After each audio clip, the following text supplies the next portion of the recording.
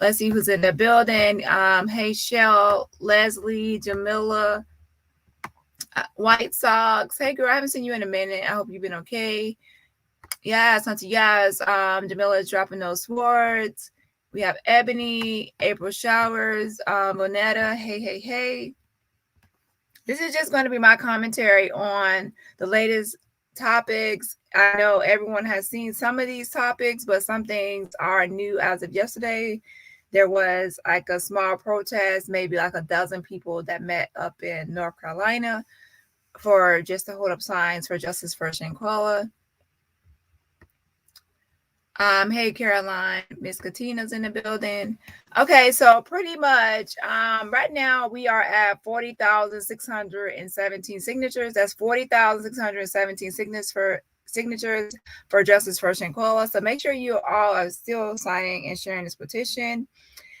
I mean, the fight for Shanquella's justice is not over yet. It's definitely not over. So everyone still needs to be taking action to try to get justice for Shanquella. I mean, even though the FBI autopsy has a result of undetermined, they said there is insufficient evidence. It doesn't mean that it stops right there. Undetermined is not natural. I mean, to be honest, if it was a natural cause of death, they will actually be able to say what the natural cause was.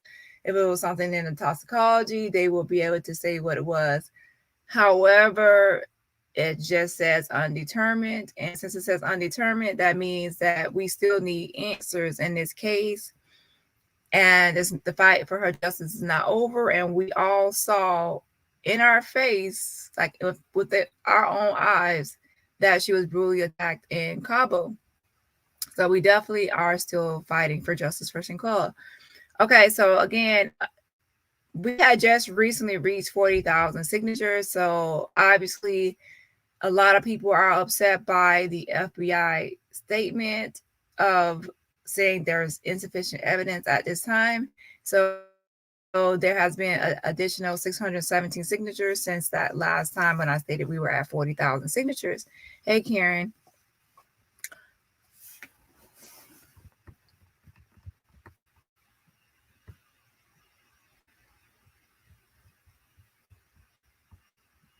So what I want everyone to do is, in the last email, I pretty much stated to email Mexico officials and U.S. officials. And so I definitely want people to do exactly just that. Email the people in the latest email, and I will show you where to find that information. Another thing I want everyone to do is Sue Ann and Ben Crump, they and the family are obviously trying to get the White House involved. So since they are trying to get the White House involved, everyone else can help with this by just going to the White House website and flooding their responses, their inbox. Just click select an item, message type, contact the president, or you can do message type, contact the vice president. I would say both, and you can just copy and paste the same message.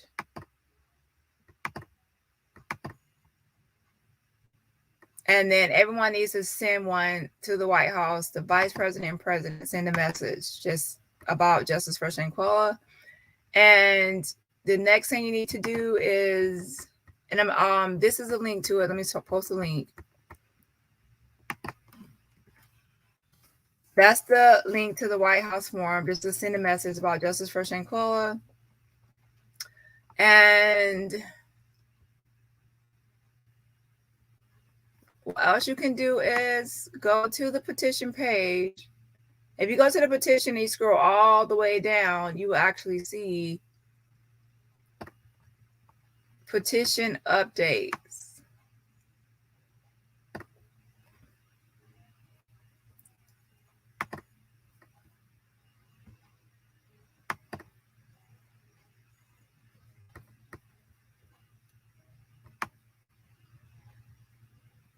And if you go here, it says right here, We need Mexico to apply pressure to the U.S. to honor their extradition request, and the Department of Justice to honor their request. It says basically they state that there is insufficient evidence, and then it says click here for FBI statement, click here for the full autopsy report. Basically, I'm just sharing with everybody the petition information and the latest statement and autopsy, which I've already shown on the channel already.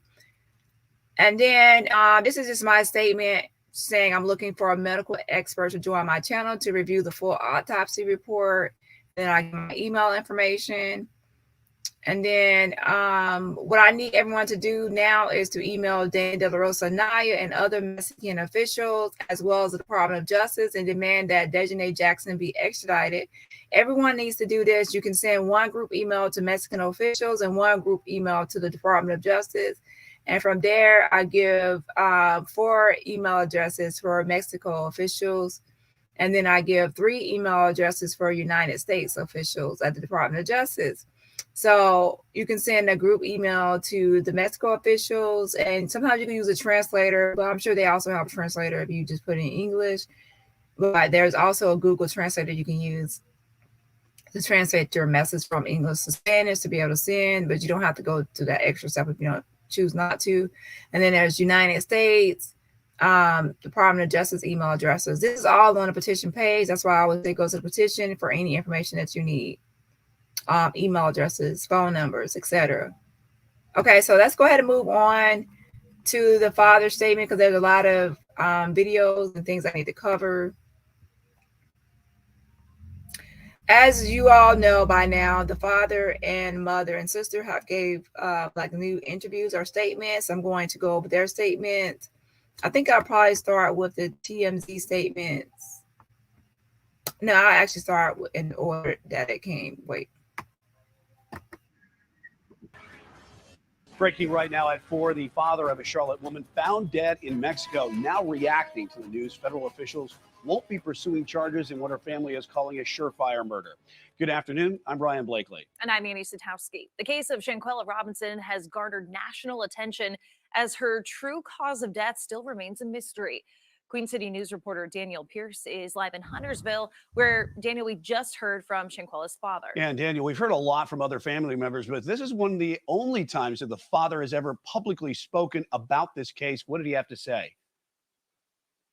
Yeah, well, to take you back on that, the last time that he spoke was at her memorial, which happened just weeks after the news broke that she had passed away. And he told me today that he still does have faith in the FBI, even given the fact that last week they announced that they are not going to be seeking federal charges in this case. Speaking with Bernard Robinson, he said that he was talking with them last week. He was told. Well, actually, he has spoken since her memorial, since her funeral. Yeah, he spoke since her funeral. Because I think he went to that march where they delivered like the pink envelopes to the White House and Mexico. Yeah, so I think he just attended that event because I remember an interview from there as well. But pretty much Shanquella's father paid for the headstone for her grave, right? And there has been misinformation put out there that pretty much it takes a long time for the headstones and the markers to be created. It took a long time for hers to come in from the time he ordered it, okay? So when he got it, he went to the graveyard to pretty much do this interview and discuss it. So that's how it actually went. Some people obviously have not spoken to her father, so they don't know the correct information on her whole thing about what happened with the headstone and the marker. And they misunderstood or misinterpreted what was said or what was stated, or they just made assumptions. And that's why it's not good to make assumptions. The order had been placed a long time ago for her headstone or marker. However, it took a long time for it to be delivered or done.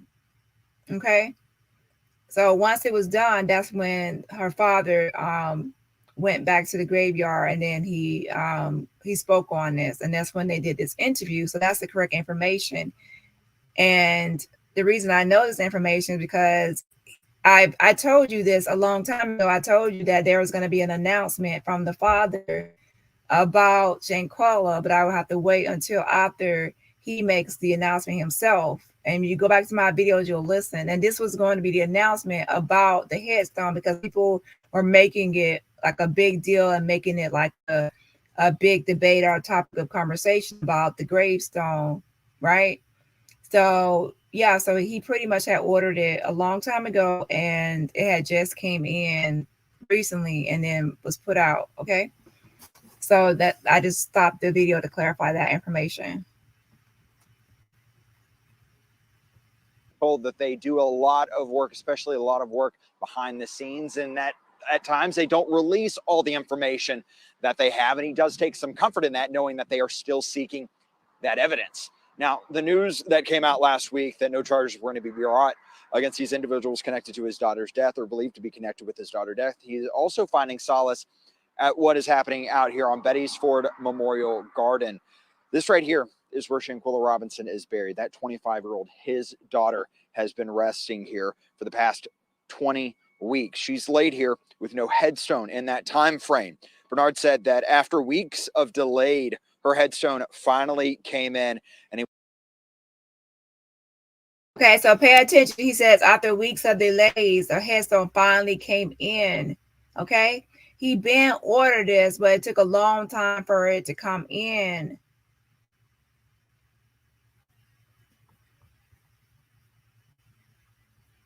So that was going to be the update. Okay. And you also, when you first bury someone, you can't immediately put down a headstone. The ground has to kind of like settle and things like that as well. So people made a big deal out of this whole headstone thing, and they don't know the process and how long. Number one, wait for the ground or earth to settle, and number two, waiting for the custom-made, personalized headstone to come in.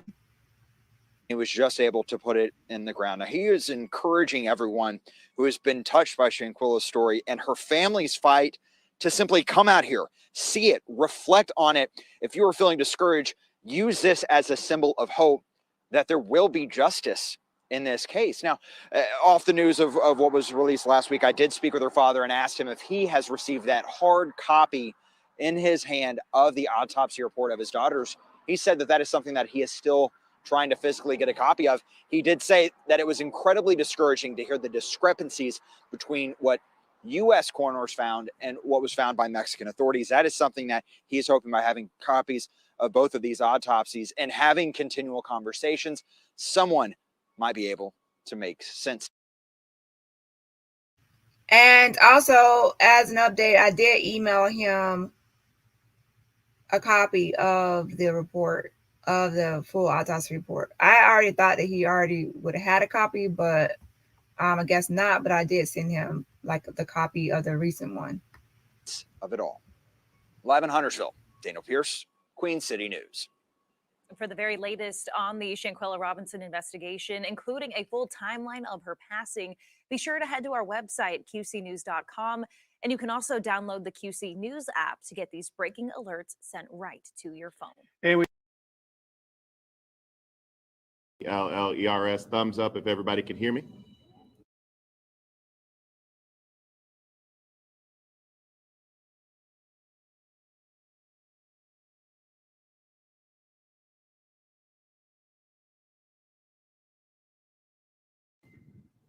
It's just sort of a little emotion standing here talking about this. It's on back order. But a marker came. So I brought you all out here today to let y'all know that, her mark is down now, I can come, me and my mother, my family. I can come up here and talk to her. I know where she at. Because at first, I didn't know where, I didn't even know she was over there. I talked to her that Wednesday before she passed transition over. I get a phone call from my mother. And that was also misinformation on this as well. When he said, I didn't know she was over there, that doesn't mean that he doesn't know where she's buried. He was switching the conversation to Cabo. He said he didn't know that she was over in Cabo. He didn't say he didn't know where she was buried at. Her father has been to her grave numerous times before the marker, the headstone came in. He has been to that graveyard. He has told me he has went with his mother to the graveyard. So this is not his first time in saying that, oh, he didn't know where she was buried. He even went to her funeral. Come on. Come on. Okay. We have to actually listen to what someone is saying. He's saying that he didn't know that she was in Cabo, that she was actually going on a trip to Cabo.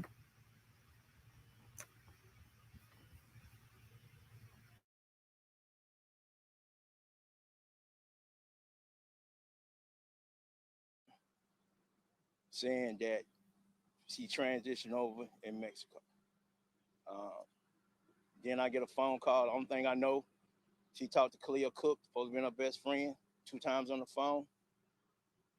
I ain't know nothing about that. I just felt as a father that the way I love her, the way I raised her, that I should have had an opportunity to give her that father advice or my opinion about going over there, in which I didn't. And I know for a fact, from the bottom of my heart, we all might not even be standing out here if This right here is actually a stage in the grief and mourning process when someone is blaming themselves for the death of a loved one. They're saying, like, if I had done this, if I had said this, if I would have been there,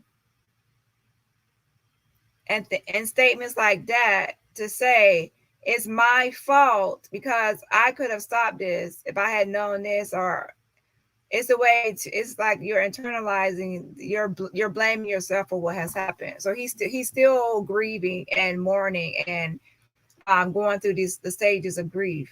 And a lot of times it's, I wouldn't really say stages or even phases. It's just one day you can be feeling one way and another day you can be feeling another way.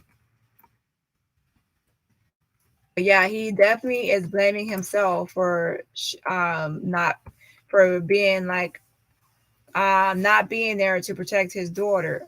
I mean, that's his baby girl.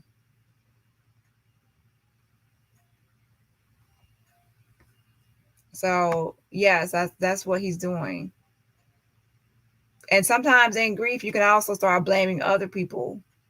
Like other people should have stepped in, and they should have done this or that, or they should have told you this and that.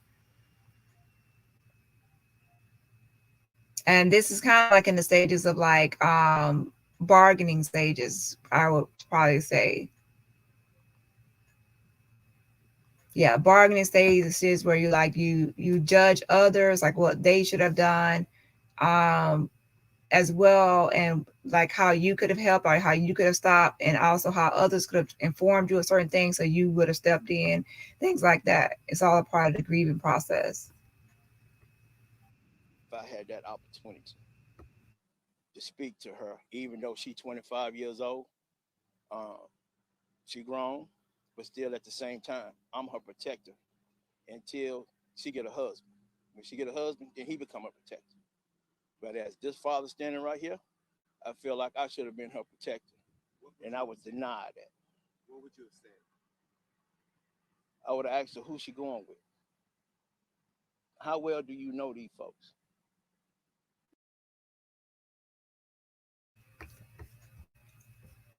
And yes, Shell, that's exactly what I was just saying, that there's also with the bargaining a lot of times comes blaming others as well for not like informing you of things so that way you can step in. It's still kind of like blaming yourself and others. Like saying, well, if her mother had told me she was going, then I could have done something. So it's still going into bargaining and trying to rationalize things or figure things out. And yeah, there is clearly a divide.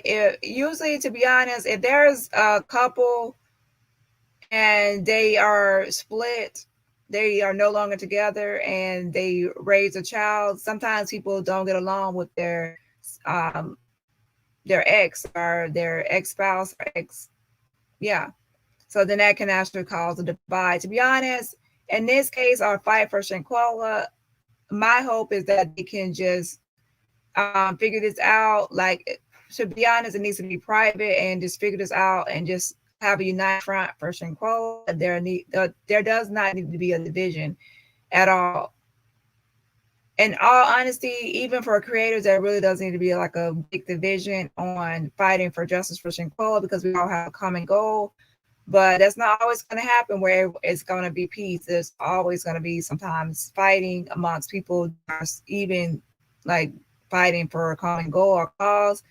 But of course, I would rather for the family to just unite and not be divided at all. But yeah, it's clear that there is a divide here, and it's not, to be honest, it's not really something that should be odd for anyone, because in real life, in reality, people split all the time and then they don't get along, or they're not on the same page for whatever reason, or for whatever happened in the past in their relationship. But when it comes to fighting for justice, then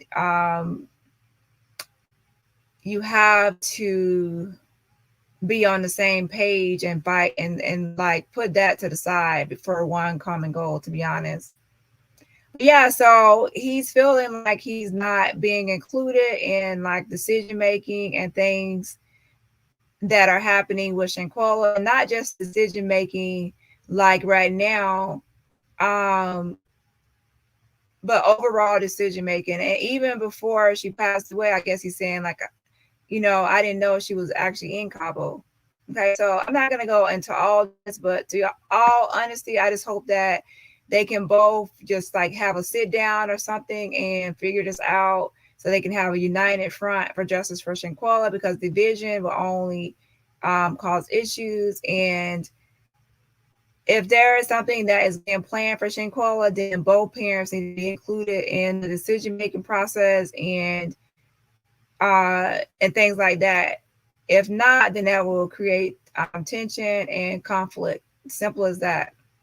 I mean, like if you have someone that you were in a previous relationship with, and then you both lose a child, you both are going to be grieving, and there's no time to fight and bicker about what happened in your past relationship. At that time, is both have to unite and try to fight for justice for your child and put everything else to the side. It's that simple. Well, it's that simple to some, but to others they might say, well, I can't put that to the side. But to be honest, you have to put it to the side and think of what is the greater cause or the greater thing that we need to be focused on, right? But yeah, I'm not gonna get into that, but that's just my advice. Or my opinion, that I think that they just should unite and don't fight. And if you do anything, you have to think about it. If you lose someone, you want to be a part of everything. Like if there is going to be an event for your loved one that passed away, you want to know about the event or be able to be told about the event so you can attend the event. If someone has an event and you're not actually invited to the event or told about the event or a part of the planning of the event, then you will feel some type of way, right? So I would just say to unite on decision making and what's going to happen, and don't create a division, because right now there doesn't need to be any type of division. when you're seeking justice for somebody. It doesn't, because now the topic of conversations will go into that direction and the wrong direction. Okay.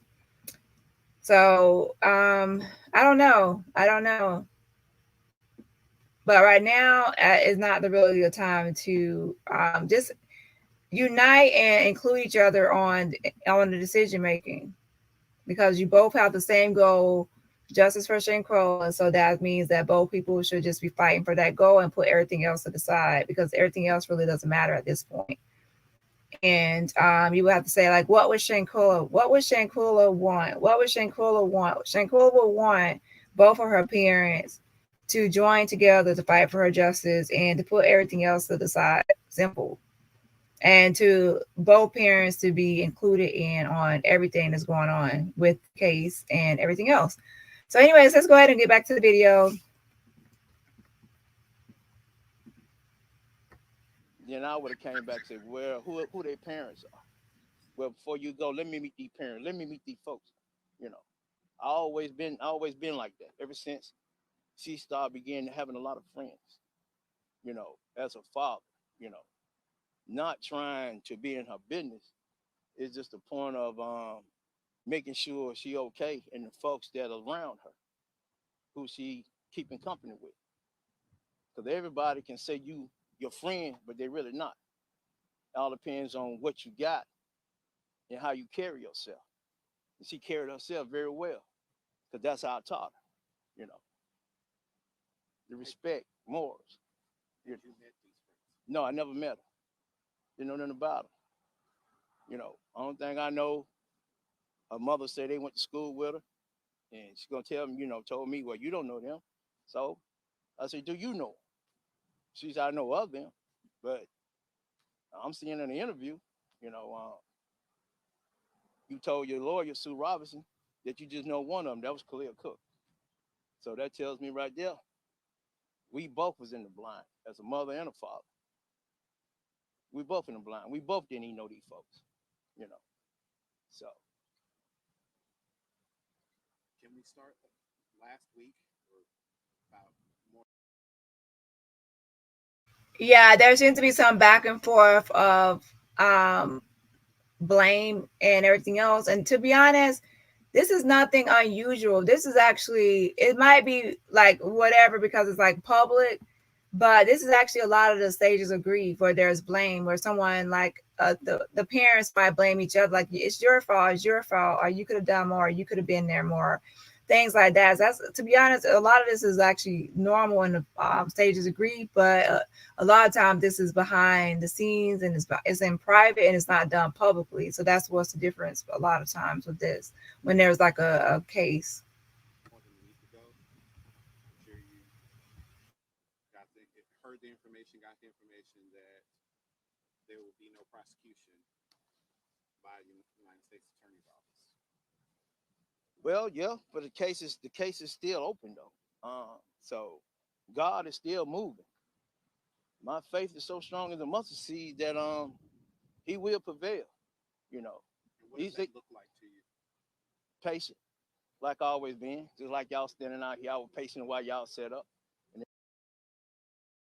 And that's a good point to keep in mind, is that the FBI never said that the case was closed.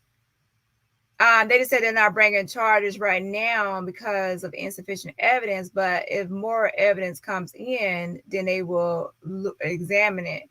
They never just said, like, we have concluded it and this case is closed now. So, you know what? Let me actually send an email just for clarification. And just, I'm going to word it as, is this case officially closed? Is it closed? And if they say no, then that means that it's still open, right? Obviously, and they're still looking at it, because there's a difference between a closed case, and then a case where they're still is saying they're not bringing charges at the moment, but they're still examining evidence. In a closed case, you can actually start requesting. Once someone closes the case, you can actually start requesting documents through Freedom of Information Act, right? And we definitely could start requesting evidence if it's closed.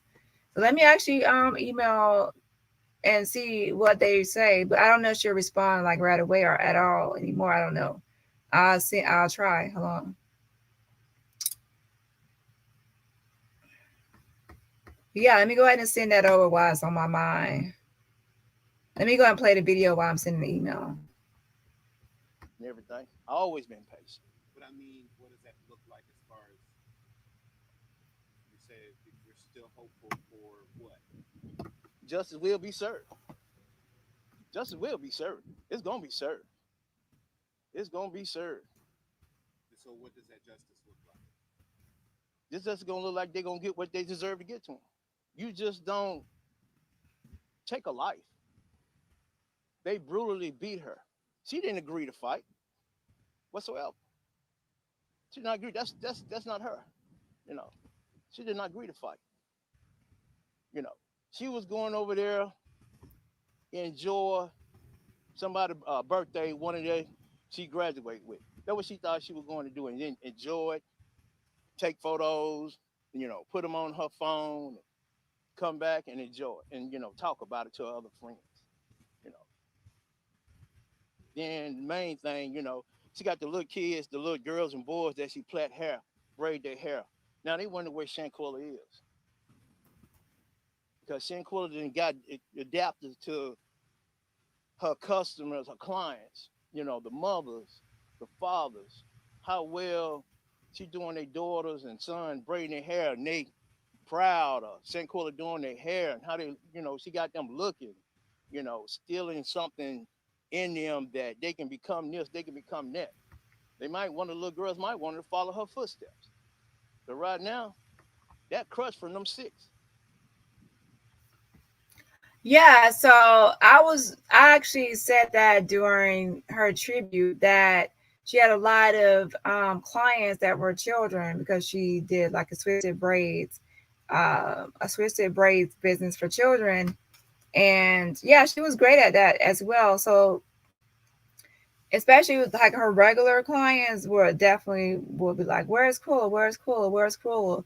Like, why can't I go to Kula? And then, I mean, then their parents had to probably make up something, or if they were old enough to probably tell them the truth.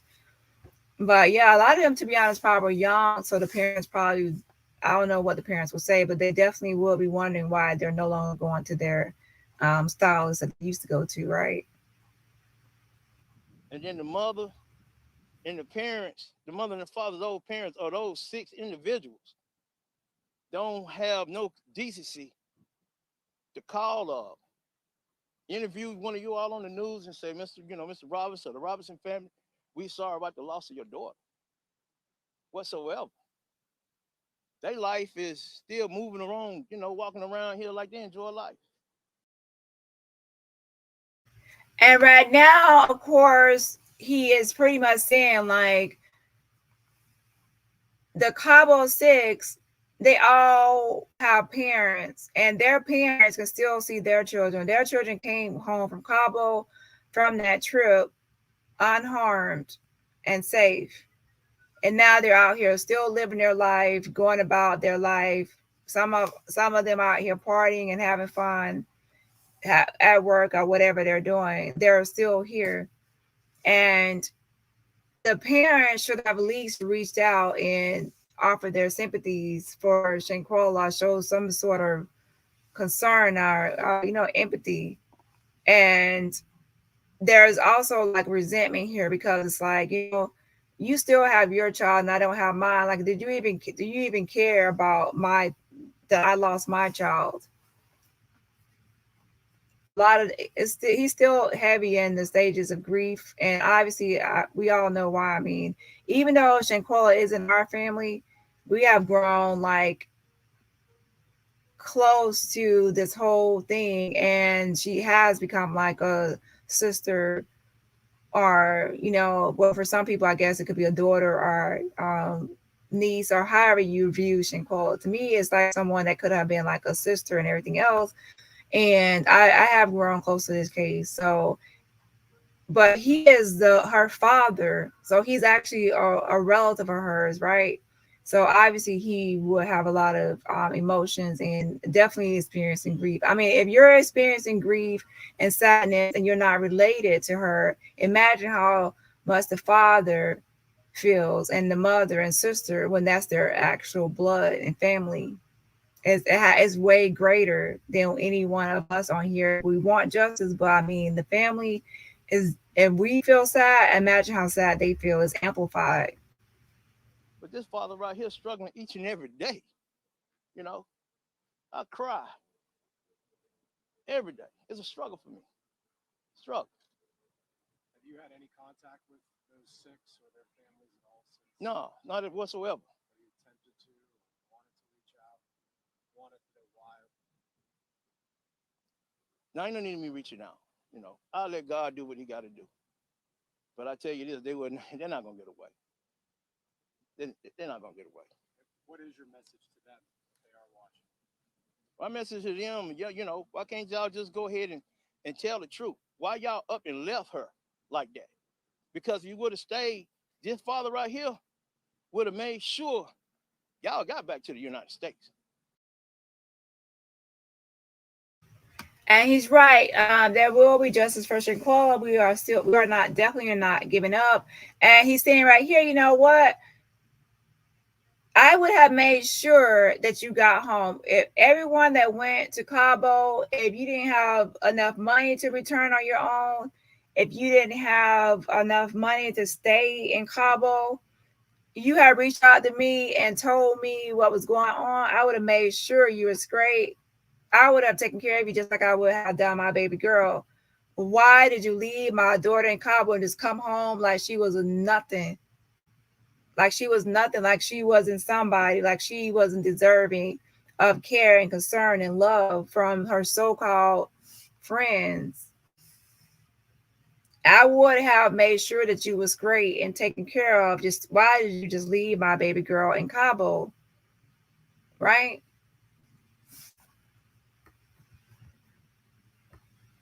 Whatsoever.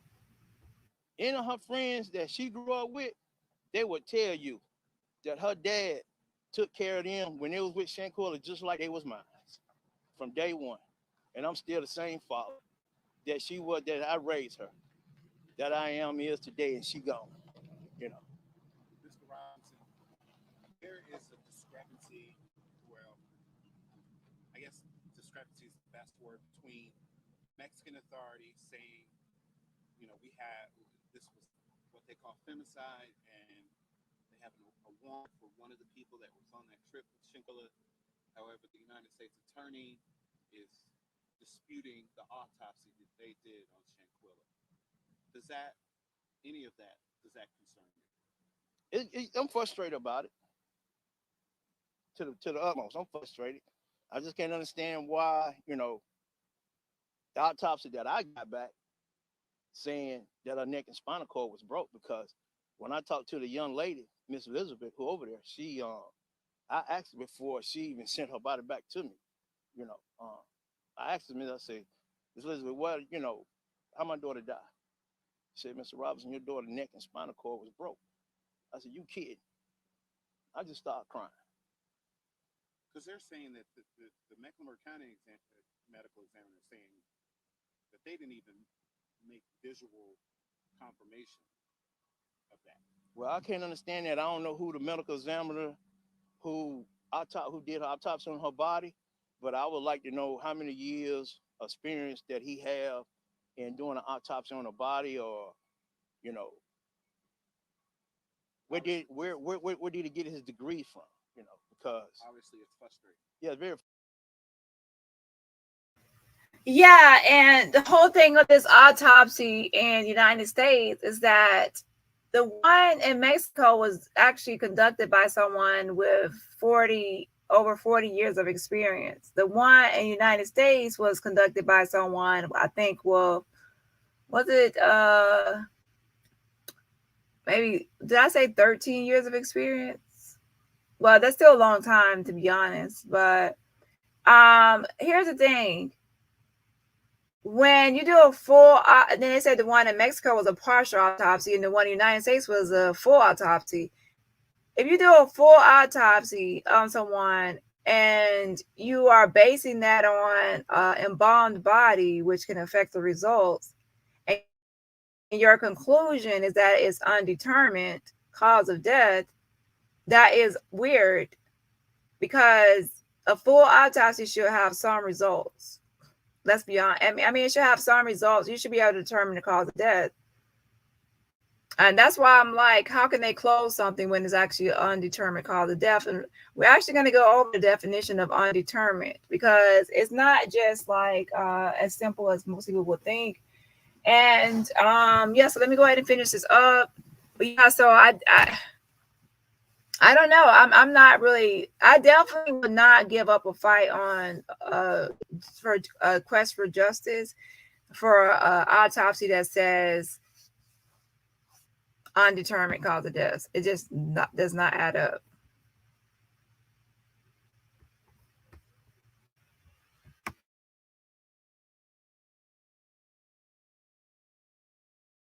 Frustrating. Frustrating because this lady Elizabeth, that's what she do. When people die over in Mexico, she get the body, do the paperwork and everything. And when's the last time you had communication? Like, how often is the communication with the authorities down in Mexico? Not so often. She'll send me a text message, how I'm doing and everything. But the case, everybody still is pulling for Shanquella justice down there in Mexico, Cabo. I mean, the Contier saying that Shanquella didn't fit well in. Uh, my main objective is this: if nothing didn't happen, why they just up and left? You came that Friday.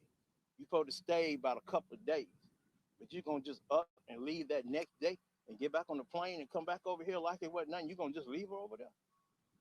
That don't even sound right. Friends just don't do that. Friends don't do that. Is the plan still to rally in DC in May? What I'm hearing from the information that I get from the news and people texting me, so they keep me out of it. Can So I they don't tell me, can I get you to talk? You mentioned the GoFundMe page. Yeah, right now he's saying right here, he says they kicked me out of it and they're not really informing him of what's happening. And I do not know what happened in their relationship at all. I don't. But I mean, it's not unusual for people to divorce and not get along and not be on speaking terms. However, in this case, since they is his daughter as well, then he obviously should be included. The other son has to be put to the side. I don't really know what happened in there, but at this point, I mean, you have to actually put Shanquella at the top and say what would she want to happen and what would she want y'all to do. And at that point, it has to be a united front, and at least publicly, it has to be a united front. And to be honest, I think people have noticed that her father has not been at a lot of events. He hasn't been at a lot of events, and to be honest, if you're not at a lot of events, people can start looking like, why isn't he at this event or that event? And it can make him look bad, right? But what if he's not told about the event? Then obviously he wouldn't be able to attend the event if he doesn't know about the event ahead of time, or he wasn't included in the decision making for the event. So then that can cause issues, right? So I guess at this point, he's just trying to put it out there that, hey, I didn't even know about certain things. That's probably why you're not seeing me out here. Because I mean, like, people will probably say, why isn't he at his daughter's event, or why isn't he in Washington? Why isn't he there? Did the father give up? He's probably putting this out there to say, hey, I didn't give up. I wasn't told about this. I wasn't included in it. I was kicked out. So there's different ways people might actually voice something publicly. A little bit earlier when we first started out talking. yes. Do you want to? It sounded like you don't really have. You said you don't want to be involved with the GoFundMe page. I never did want to be involved in the GoFundMe from day one because there wasn't nobody arrested. I just want justice. Now the GoFundMe page is, it's sitting there. I mean, I guess they're using for the best ability of our daughter case, but still at the same time, this father right here, I'm gonna let God do the work. Because it's gonna get done. God said you trust in him, he ain't gonna fail you and he ain't gonna forsake you. And so that's how I'm gonna stand, y'all. Ross says, it's difficult when you're not used to having to discuss things with your ex anymore and add hurt and grief to the mix. Yeah, it's difficult. I mean, it's easier said than done for them to get along and try to put their differences to the side for the good of Shanquella. However, it's not as easy as it. I mean, it's easier said than done. We can say that they should do this, but it would be actually hard for them to actually put their differences to the side. Hey, I don't want to use a name, and Amon, I saw you as well. There's no way that parents know all the college friends, and certainly not their friends' parents. Exactly. There's no way that you know everyone's your friends. Now, sometimes people will probably just say they might know the best friend or the one that comes around more frequently than the others. I mean, to be honest, they should probably know like at least probably the best friend, but that's not always the case either, especially if they are a distance away.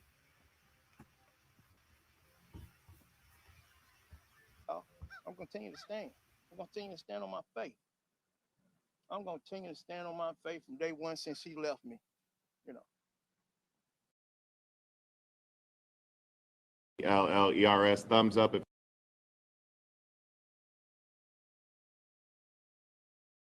Okay, let's go ahead and go to the next video.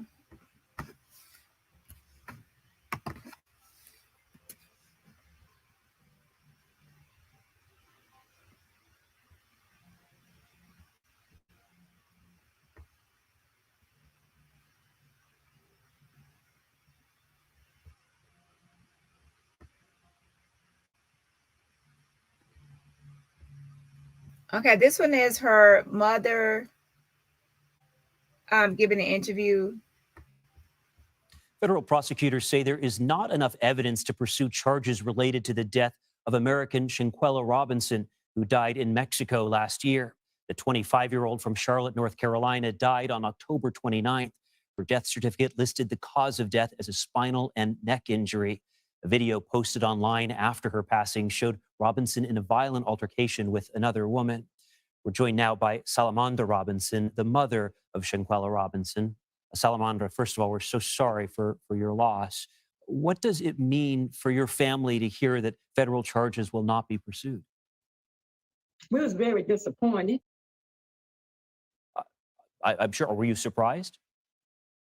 No, but I was disappointed because the simple fact is that they had enough evidence due to the video that was online, and they said it wasn't enough evidence, but I don't believe. And then they said that they don't know what was the cause of her death, but the cause of her death was due to the fight, from what we could see.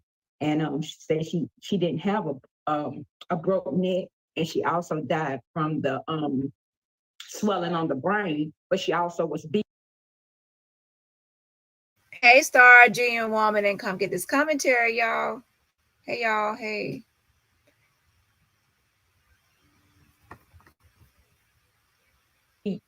So you can give me I feel that someone should have been arrested due to that, but they trying to say that it didn't. So I might have to have her body exhumed because we need another autopsy. Wow, and I'm sure all of this being said by. So pretty much, Shanquella's mother is saying that they need another autopsy because the first one, obviously from Mexico, said one thing, and then the second one says undetermined, and now she's saying, hey, we need another one. And here's the thing about her body being exhumed and having another autopsy is, number one, the issue with the second one was that they had already embalmed the body, so that affects the result. So if they exhume her body, now you have other issues. Number one, you will still have a body that was embalmed, and number two, you're going to have a body that has already further deteriorated. Decomposition has occurred like greatly because isn't like 5 months later here. So now there's going to be the autopsy results. At this point, it's like kind of late in the game right now for autopsy. But a spine is different. So I guess a spinal cord injury, if that's what she's hoping that will actually be found in the third autopsy, is different. But as far as like organs and other things like that, I don't know. And the difficulty was already presented just with the embalming of the body. But yeah, to be honest, I will actually do a third autopsy because I mean, the first they are saying the second one wasn't is insufficient or is undetermined. I would want another one as well. I mean, I will actually try everything.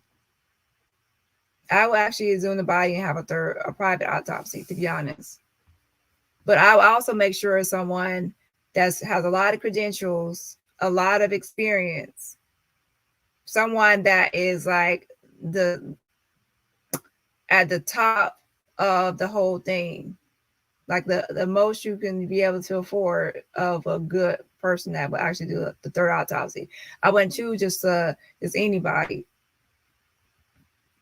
And also, let me clarify, it also has to be somebody that is not afraid to go against the grain. Someone that is not afraid to give their opinion on someone else's work. Because what's happening is sometimes people don't want to review another medical examiner's work. They don't want to go over another medical examiner's autopsy and give their opinions on it. And especially if the autopsy was requested by the FBI, because now people are going to look at them and say, oh, this is a medical examiner that reviewed this autopsy. And now when it goes to, if it goes to court, which we hope it does go to court one day, they will actually have expert witnesses, like expert medical examiners, go over the autopsy and give their opinion. Those types of people are what's needed, because they are used to being experts and they are used to analyzing existing autopsies and giving opinions. And they don't really care if the original person that did the autopsy doesn't like their opinion or their analysis. Because let me tell you, I have emailed 36 medical examiners. When I was away from the channel, I wasn't just away. I was emailing and still doing things behind the scenes. And I also was I have another channel as well. But for Shanquella's case, I have been emailing people. I've emailed 36 medical examiners and only 2 were actually like corresponding back to me. And then now it's only 1. And then another one wrote me this morning, but he said he wanted to see like the autopsy. But anyway, pretty much there's not a lot of people that actually want to touch this because it's a high profile case, and them giving their opinion of the autopsy will put the spotlight on them. And when the spotlight is on them, their opinion will be under microscope, and then it could be something that can, to be honest, affect their whole career if they're wrong about something, or they say something that could, I don't know. I'm just saying. And then I also contacted the person that did the autopsy, Thomas Owens. Where is it? Hold on. He was the first one I reached out to. Let me pull that up first. Hold on.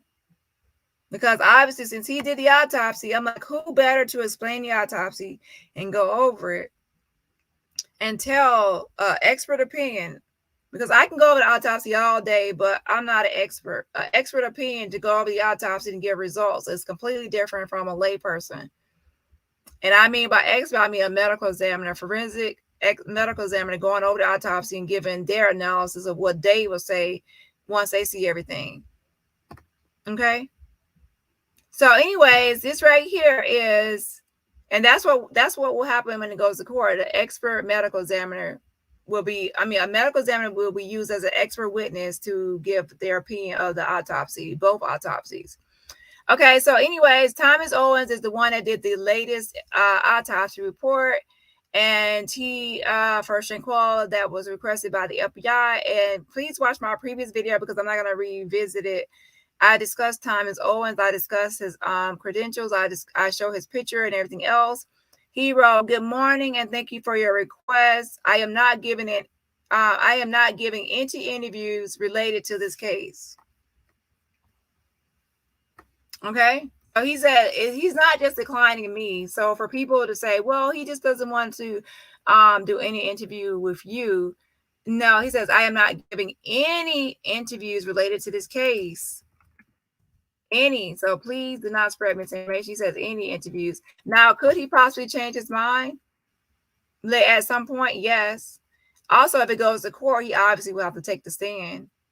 But as for interviews, as of now, like interviews and going over this, he said no.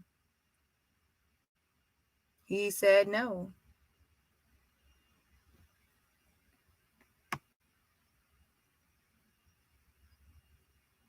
And again, this is Thomas Owens, and he's the one that if you actually look at the autopsy, but FBI, that's who did the autopsy. Okay. And he said no, he's not going to do any interviews related to this case. Now, my questions would be just for him to explain his findings, explain his autopsy report. I mean, like, it's his autopsy. He did the exam. He did everything, the whole workup, right? So just explain why he came to those conclusions, and just to go from page by page and explain his autopsy findings. He's the best person to do the job because he's the one that did it, right? So he will be able to give the best explanation. But he has declined all interviews related to this case. So yeah, so additionally, so I didn't just reach out to him. He was the first one. Let me actually pull up my email so I can make sure what I said. Wait 1 second. Y'all know I had to pull up an email first so I can make sure exactly what I wrote. Because right now I just give you my response. But let me actually see what I actually asked him to do. Hold on. Where is it?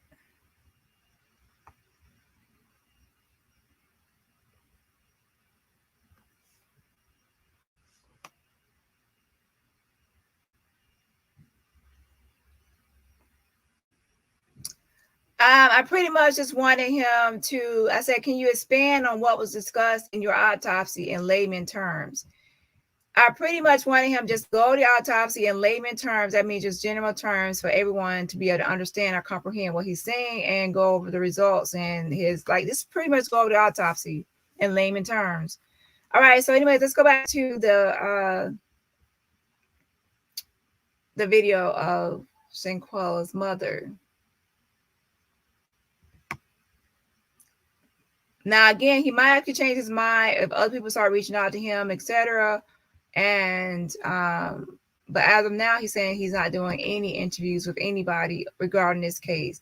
And actually, as you can see, it says this case. So obviously, he probably will do another case. But as far as Shanquella's case, he's not going to be doing any interviews. By a mom, these are just unimaginable things to be discussing about your daughter. Where does your fight for justice go at this point? We're going to keep going. We will be in Washington on May the 19th. And your lawyer has criticized the lack of urgency from U.S. authorities in this case. What do you feel should have been done differently? I feel that they should have took this case and took it serious when it first happened. They didn't step up to the plate and do what they needed to do from the very beginning. They said, yes, they did fumble the ball at the beginning of this whole thing, and that's what caused the delay and everything.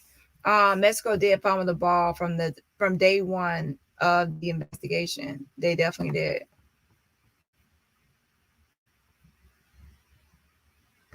It was out of their hands, but it looked like to me they didn't try to do anything, and they really failed my family. You know, as being the FBI and the government here, we has really been failed. You know, because my daughter didn't deserve to die like that, and brother was in Mexico or wherever it was, and they need to make a law to let people know that you can't go out of town. Okay, MX says that's absolutely not true. Embalming does not affect autopsy results, especially a broken neck. If it did, they would not have exhumed her. Or cold cases 10 to 15 years old. I never said that embalming affected a spine. if you actually listen back to a replay, go back on the same video, I said embalming affects autopsy results, and it does affect autopsy results on certain aspects of the autopsy. However, I said not the spine. So go back. I already know it's not going to affect any skeletons or any spine or certain parts of the body, but a lot of the parts of the body will affect. Okay, so please make sure you rewind this video. I said I didn't say that it would affect the spine. And do nothing to someone and come back and think that you's okay with it. You know, there was a video, everybody's seen the video. So there should have been some charges should have been made. And I'm talking about here in the United States. We're focusing on the legal process and moving forward, but just for a moment before we go, can you describe what this has been like to go through as a family? It's been a nightmare. The whole 5 months ain't been nothing but a nightmare to me. All right, Salamander Robinson, thanks so much for joining us. We appreciate it. Yeah, so both parents are definitely grieving and want justice for their daughter. And I'm just hoping that they can just try to figure this out behind the scenes of uniting for justice for Shanquella, because a public fight will actually just be a distraction away from the greater goal and the greater cause and goal that they're trying to achieve, which is justice for Shanquella. They're both grieving. And yeah, so, but anyways, I don't know what happened in their past, in their relationship, but at this point, if they both have the same goal, then they just have to try to put that to the side. And sometimes in like private, you might not actually speak behind the scenes, but it can be just like a business transaction, to be honest, where you say, we're going to do this event and this event.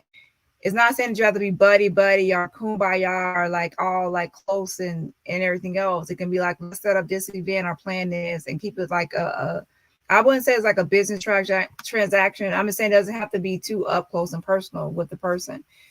You can work on something with someone without actually being like too close up with that person and having too many communications.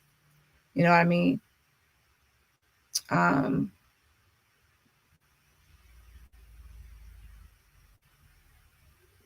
Okay, so let's go ahead and move to the next thing.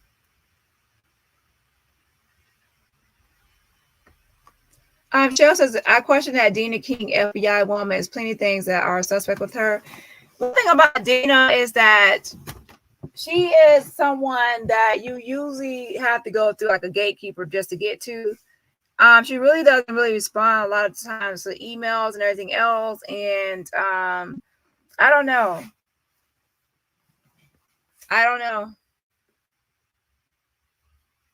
Most of the time, you only get to speak to a spokesperson when you actually try to deal with the FBI, Department of Justice. So pretty much to try to still email, because they are still getting emails. You think that just because I'm not just talking to you, Shell, I'm just talking about in general.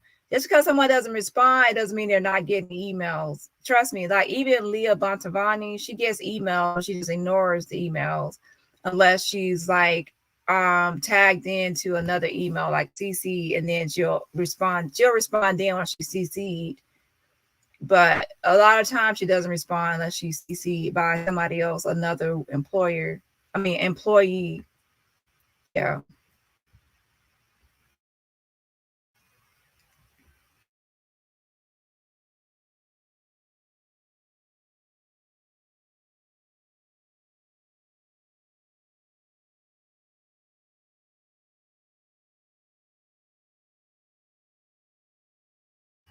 And Mac, I don't know what is going on, but I think you're misunderstanding everything I've said in this video. You believe the second autopsy was inaccurate due to embalming, but you're promoting a third one. I never said the second one was inaccurate. I said the second one was weird, and it's interesting how they do a full autopsy, but they have undetermined results. And I will go over in another video why I believe that the undetermined results don't really make sense.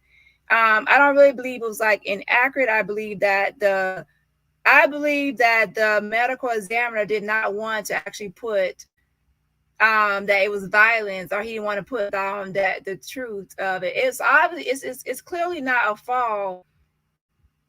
I think they, instead of just putting down his real thoughts that it was violence, he put undetermined because he didn't want to like take a risk.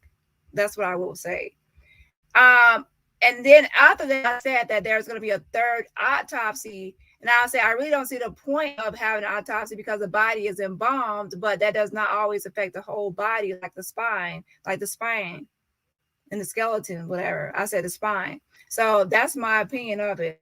So the third one, to be honest, I said I would do a third autopsy because I will actually have hope as a parent, as a mother, that the third one might reveal other details that might have been overlooked. That's what I said. So I don't know what you're, I think you're misinterpreting what I'm saying. Obviously, if I think the second one was affected by embalming on certain body parts, then the third one will be affected as well by certain body parts.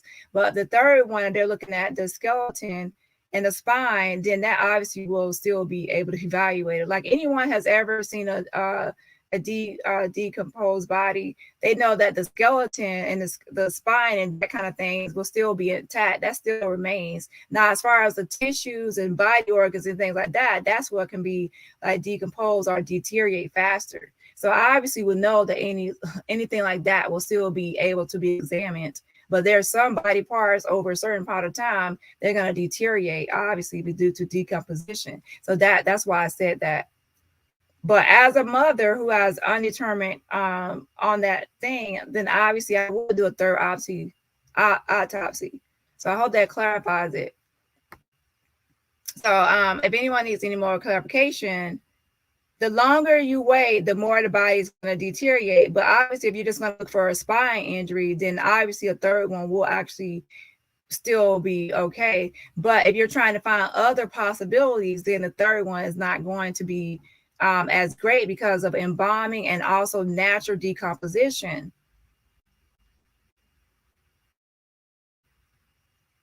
Anyone thinks that 5 months later they're going to have the same, everything in the body is going to be intact after being embalmed, and also after natural decomposition, you have another thing coming. Now the skeleton part of the body and the spine and things like that obviously will be still okay to examine. That's not going to change.